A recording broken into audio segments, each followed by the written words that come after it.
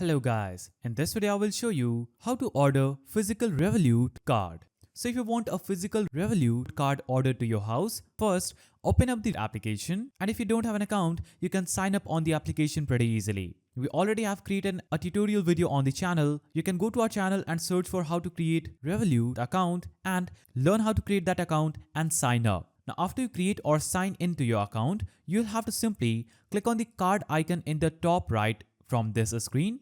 And then you'll be on this page where you'll have to just click on this add new button in the bottom in white. Here, you'll have to make sure that you set it to physical, and here you can also choose how your card looks. So they have the standard one right here. They also have some premium ones for which you will need to upgrade to their subscriptions. For example, Platinum Metal, Black or even Premium. And they have a 24K gold carat that costs €80.